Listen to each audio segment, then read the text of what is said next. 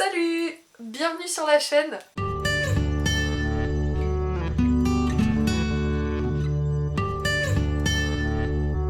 Aujourd'hui je vous retrouve pour un petit point lecture, enfin petit, il y a quand même pas mal de livres, dont 2 coups de cœur. J'ai vraiment hâte de vous présenter tout ça, voilà. Dans cette vidéo je vais vous parler de Les aventures d'un apprenti gentleman de Mackenzie Lee. Je vais aussi vous parler de C'est pas ma faute de Samantha Bailey et Anne-Fleur Multon. Ensuite, vous découvrirez mon avis pour ce petit livre qui est La fille des manifs de Isabelle Colomba. On va aussi parler de ce beau bébé What is love? qui est le dernier tome d'Hunger Games, enfin le préquel d'Hunger Games, qui s'intitule La balade du serpent et de l'oiseau chanteur, donc c'est un livre de Suzanne Collins.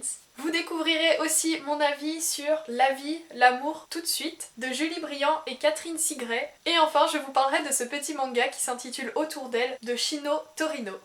Le premier livre dont je vais vous parler aujourd'hui s'intitule Les aventures d'un apprenti gentleman de Mackenzie Lee et il est publié chez Pocket Jeunesse.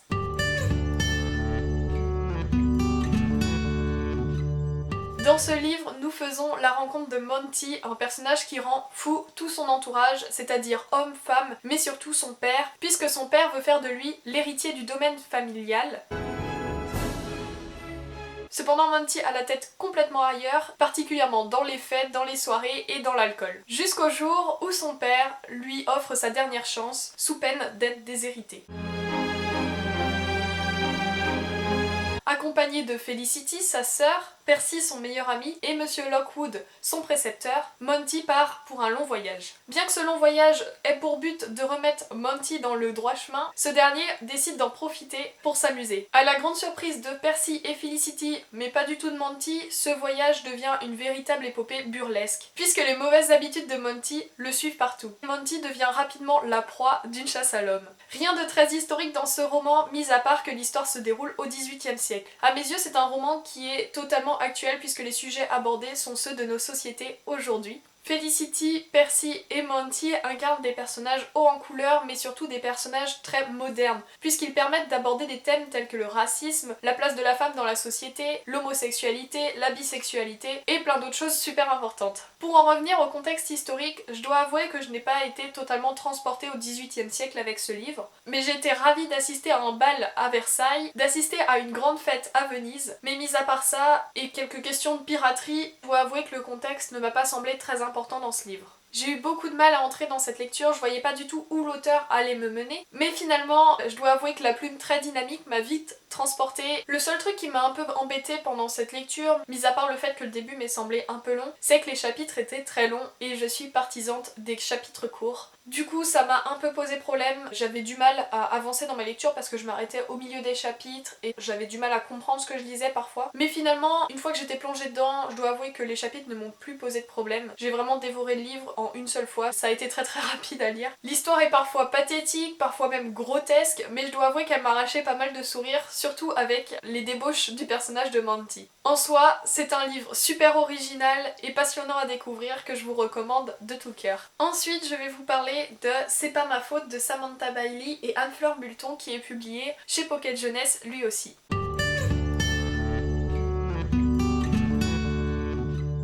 Dans ce livre, nous faisons la rencontre de 2 personnages, Prudence et Lolita. Lolita est une youtubeuse beauté pleine de succès et Prudence sa plus grande fan. Prudence est une jeune fille perfectionniste qui ne loupe aucune des vidéos de son idole. D'ailleurs, le jour où Lolita ne poste pas son post Instagram quotidien ni sa vidéo sur YouTube, Prudence s'inquiète. N'ayant aucune nouvelle de Lolita, Prudence décide de partir à sa recherche. Ce livre est donc l'histoire d'une rencontre entre 2 jeunes filles qui ne se connaissaient que virtuellement, et encore à peine. Ce livre a frôlé pour moi le coup de cœur. J'étais assez surprise de ce qu'il dégageait, je m'attendais à un thriller un peu plat, mais c'est tout le contraire, ça va bien au-delà du thriller. Le livre aborde de nombreux thèmes très importants comme le racisme, les maladies mentales, mais aussi le harcèlement. Encore une fois, j'ai eu du mal à me plonger dans ce livre, non pas parce que c'était un peu lent ou quoi que ce soit, simplement que j'étais un peu perdue avec le changement de point de vue, puisqu'ici il y a 2 points de vue, celui de Lolita et de Prudence. Bon, après 10 pages, c'était bon, j'étais lancée et j'étais plus du tout perdue, hein. C'est juste les premières pages. Les 2 points de vue ne sont pas écrits de la même plume puisque c'est un livre à 4 mains, et l'un des points de vue est assez surprenant puisqu'il est à la seconde personne. On lit donc un roman en tu. Je sais pas comment dire autrement. Au début ça m'a un peu perturbée, mais je dois avouer que c'était super entraînant. J'ai adoré le point de vue écrit de cette façon. On suit les deux personnages dans deux temporalités différentes. Non, c'est pas vrai, j'ai rien dit. On suit deux points de vue, mais aussi deux temporalités différentes, c'est-à-dire avant la disparition de Lolita, mais aussi après, ce qui chamboule un peu notre point de vue lorsqu'on lit ce livre. On ne sait pas où on se trouve, on est un peu perdu, mais c'est ce qui fait toute la beauté de ce thriller. Pour ce qui est des personnages, j'ai réellement adoré Prudence. J'ai trouvé que cette jeune fille était super courageuse et arrivait à aller au-delà du regard des autres. Je ne sais pas quoi ajouter de plus puisqu'elle m'a extrêmement touchée et je trouve que c'est difficile de retranscrire ce qu'on a aimé chez un personnage puisque tout simplement c'est sa personnalité qui m'a vraiment plu. Et quand j'ai dit que ce livre c'était plus qu'un thriller, je ne rigolais pas du tout. Je trouve que cette histoire est totalement plausible, on y croit, elle est crédible. Ça m'a surprise parce que lorsqu'on parle de la disparition d'une youtubeuse, mais aussi d'une de ses fans qui part à sa recherche, ça me semble assez incroyable et impossible. Mais ici, tout cela semblait vraiment réel. Bref, je vous conseille totalement ce livre, surtout que vous vous ennuierez pas, il est totalement addictif et super dynamique. Maintenant, on va enchaîner deux livres coup de cœur, et le premier, c'est La fille des manifs d'Isabelle Colomba.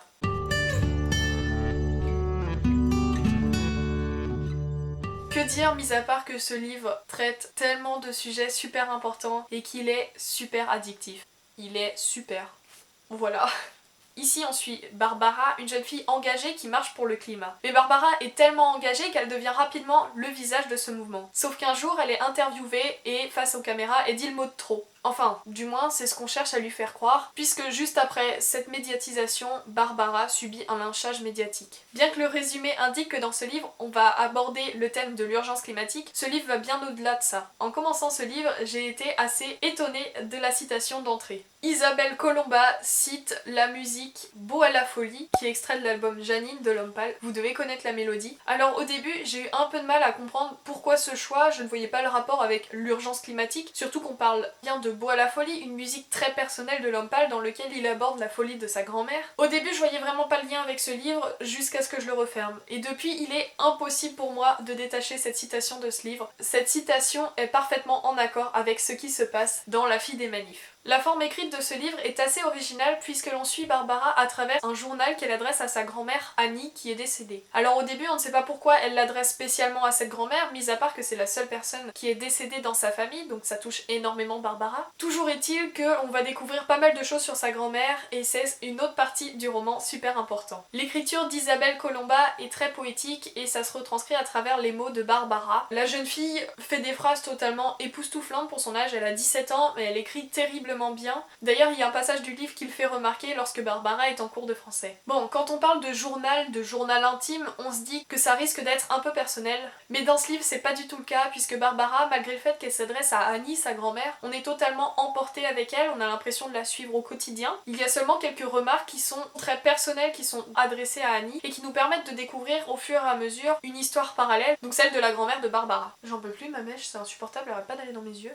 Oh.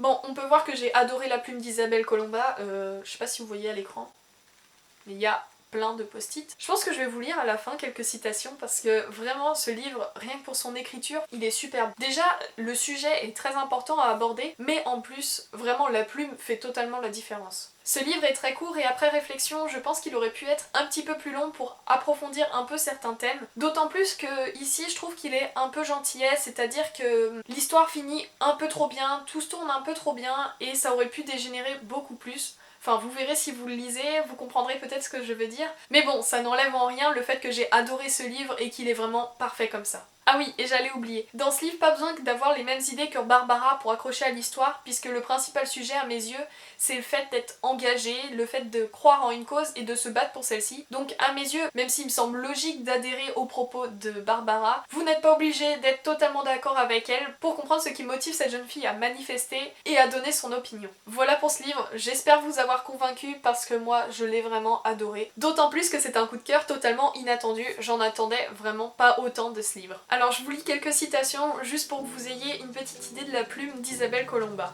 Nous manquons l'école pour exhorter les adultes à agir, parce qu'ils nous volent notre avenir. Nous ne sommes pas responsables de l'état dans lequel nous trouvons la Terre, mais nous le serons si nous ne faisons rien. Nous devrions, à l'image des Amérindiens, considérer le monde comme un endroit où nous sommes seulement de passage, et le laisser en bon état pour les générations qui suivent. Dis-moi Annie, est-ce que c'est ça devenir adulte?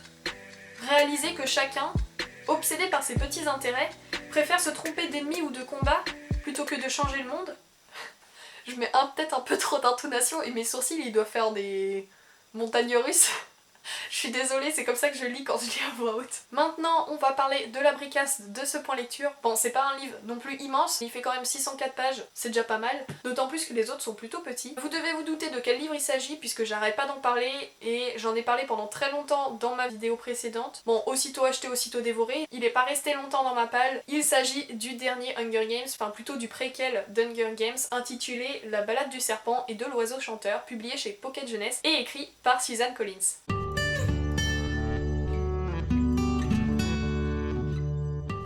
Je suis sortie 5 minutes pour m'aérer l'esprit parce que j'avais pas parlé et que ça m'énervait. Et regardez ma tête. Le coup de vent, genre...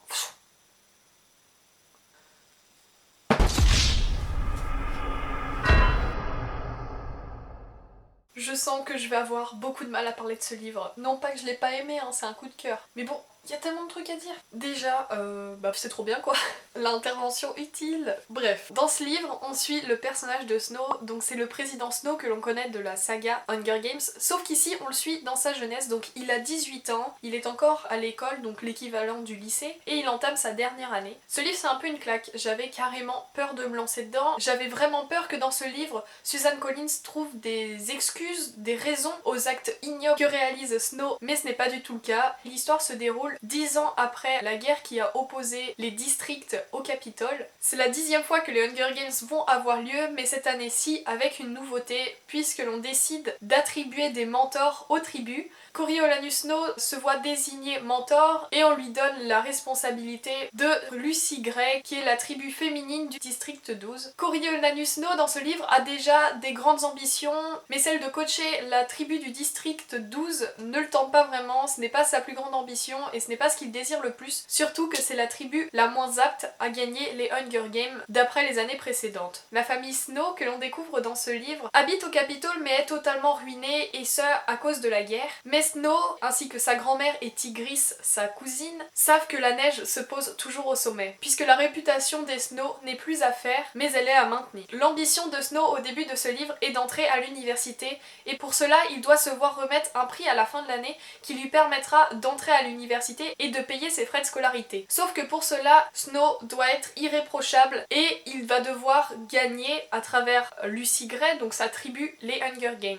Dans ce livre, il y a une part de romance, de guerre, de vengeance, il y a vraiment beaucoup de choses et ça, c'est ce que j'ai adoré. La plume de Suzanne Collins a énormément évolué depuis Hunger Games. Ici, les descriptions sont très complexes, les phrases recherchées et j'ai vraiment apprécié cette évolution. Pour certains, le livre a été un peu long et a été une déception puisqu'ils ne voyaient pas l'intérêt, mais moi, tout au contraire, j'ai vraiment accroché dès le début. J'étais plongée aux côtés de Snow dans sa vie et contrairement à ce que l'on peut penser, j'ai bien aimé le personnage de Snow. Genre vraiment. Il est horrible, mais je le trouvais si attachant. Enfin, non pas que je comprenne ses actes et je les cautionne pas non plus, c'est vraiment horrible tout ce qu'il fait, mais le personnage de Snow est ambitieux et on a vraiment envie qu'il réussisse ce qu'il entreprend puisque le destin dans le passé ne lui a très clairement pas fait de cadeau. Et ce livre apporte beaucoup d'informations vis-à-vis de la saga Hunger Games. On comprend mieux la façon dont les Hunger Games sont devenus ce qu'ils sont dans la saga parce que ça peut paraître un peu surprenant d'envoyer des tribus à la mort et que ça soit autant médiatisé, autant sponsorisé. Ici dans le livre c'est le début de la médiatisation des sponsors et je trouve ça très intéressant puisque l'on comprend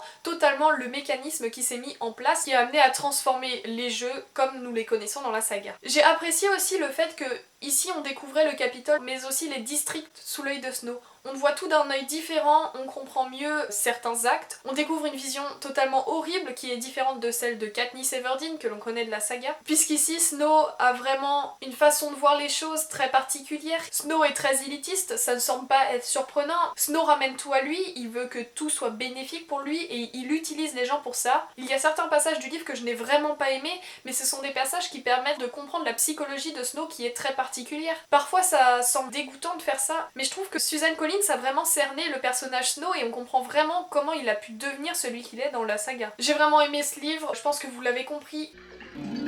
Oh Maybe. Je trouve qu'il apporte beaucoup à la saga par son écriture, par le fait que l'on comprend mieux le Snow, mais aussi parce qu'il y a beaucoup de clins d'œil à la saga, enfin pas vraiment des réels clins d'œil, mais par exemple on croise des gemmes au cœur. Je pense pas que je peux en dire plus, mais il y a vraiment des petits clins d'œil à la saga qui, quand on a lu Hunger Games avant de lire ce livre, sont vraiment très intéressants. On découvre vraiment la mise en place des Hunger Games et le point de vue est hors de l'arène, ce qui change beaucoup de la trilogie initiale, puisque l'on découvre vraiment l'envers du décor, mais l'histoire ne s'arrête pas aux Hunger Games, puisque Suzanne Collins va bien au-delà de ça. Malgré le fait que ce soit un préquel, je pense que c'est un livre qu'il faut vraiment lire après avoir lu la saga Hunger Games, car à mes yeux, en lisant ce livre avant, on risque de voir Snow d'un autre œil et qu'on soit plus, comment dire, plus compatissant vis-à-vis de ses actes, alors que, bah, très clairement, faut pas, hein, c'est vraiment un personnage ignoble. Du coup, tout ce que je peux vous dire, c'est que c'est un coup de cœur, qu'il faut vraiment le lire. Si vous avez lu la saga, je suis sûre qu'il vous plaira. En tout cas, je l'espère. Et puis, bah, que vous dire ? Vraiment, je l'ai dévoré, je le trouvais super. J'ai trop hâte de découvrir le film parce que oui, il va être adapté au cinéma. Et j'ai vraiment hâte de revoir la trilogie en film, pouvoir noter des détails, me souvenir de tout ce qui se passe à la suite de cette histoire, de tout ce que fait le président Snow. Car en regardant le film auparavant, je me suis pas du tout focalisée sur le point de vue de Snow, sur ce qui lui arrivait et ce qu'il avait fait.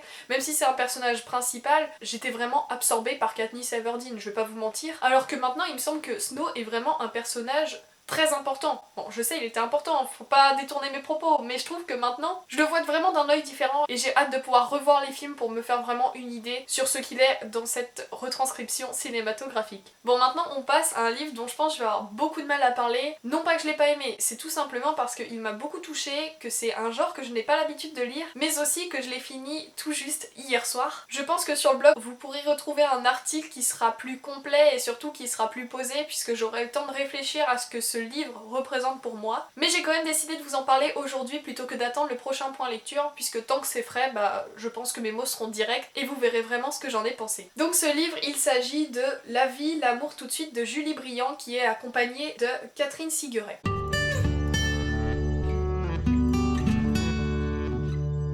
Ce livre, c'est une biographie qui retrace la vie de Julie Briand, qui est une jeune fille qui est atteinte de la mucoviscidose. On suit Julie depuis ses 14 ans jusqu'à aujourd'hui, donc maintenant elle a 24 ans. Ce que j'ai trouvé super dans ce livre, c'est que vraiment toutes les périodes de sa vie sont retranscrites, que ce soit les ébats amoureux de l'adolescence, mais aussi la vie de famille, les difficultés qu'apporte la mucoviscidose, mais surtout, ce que j'ai adoré dans ce livre, c'est qu'il est plein de positivité. Au début du livre, j'ai eu beaucoup de mal à saisir le caractère de Julie, mais en apprenant plus sur elle, je l'ai trouvée vraiment fantastique, incroyable et surtout très inspirante. Julie, à ses 14 ans, on lui annonce qu'elle est certainement stérile, du moins c'est ce que son pneumologue lui dit, puisque la mucoviscidose atteint en partie l'utérus. C'est une énorme déception pour Julie, mais elle décide tout de même de tenter d'avoir un enfant et c'est ce qui arrive à ses 16 ans. À partir de là, Julie, elle vit une épopée puisque ses parents et ses beaux-parents n'ont pas du tout le même regard sur cette grossesse. Je ne pense pas qu'il soit utile que je vous en dise plus sur ce livre et plus sur Julie, puisque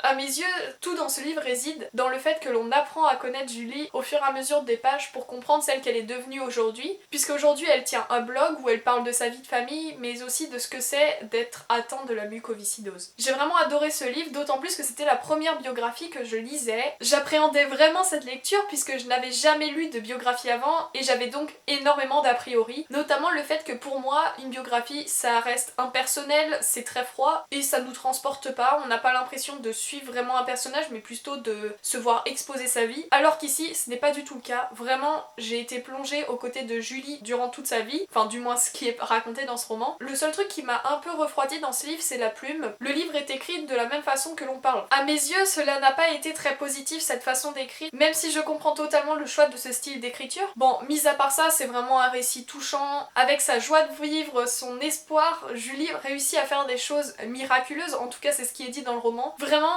j'ai rien à ajouter. Je pense qu'il faut vraiment le lire pour comprendre que c'est nous-mêmes qui nous fixons nos propres barrières et que ce n'est pas parce que l'on rentre pas dans le moule, dans ce que tout le monde veut que nous fassions, que nous soyons, que ce que l'on fait n'est pas bien. Le dernier livre dont je vais vous parler dans ce point de lecture, c'est Autour d'elle de Shino Torino, donc, qui est le premier tome d'une saga de manga qui sera réalisée en 6 tomes qui sont déjà parus au Japon.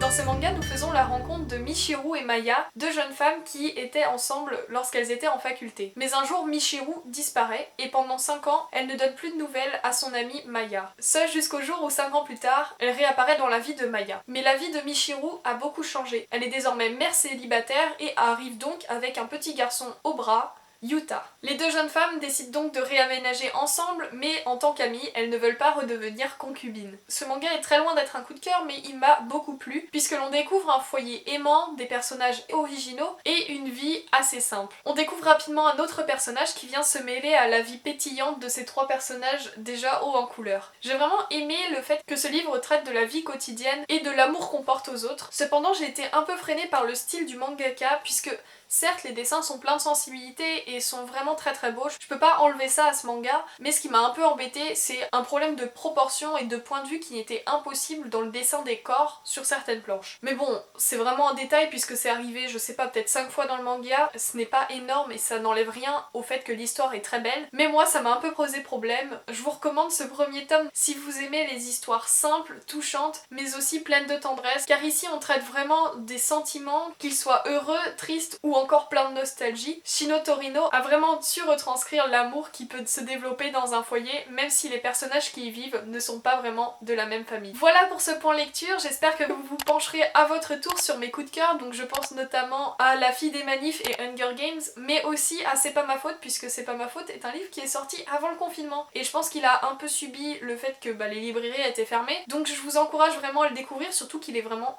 super. Merci d'être resté jusqu'à la fin, je vous invite à partager cette vidéo, mais surtout à laisser un commentaire si l'un des livres vous tente, si vous avez lu l'un de ceux-ci. Encore merci d'être resté jusqu'à la fin, je vous retrouve bientôt pour une prochaine vidéo. Salut!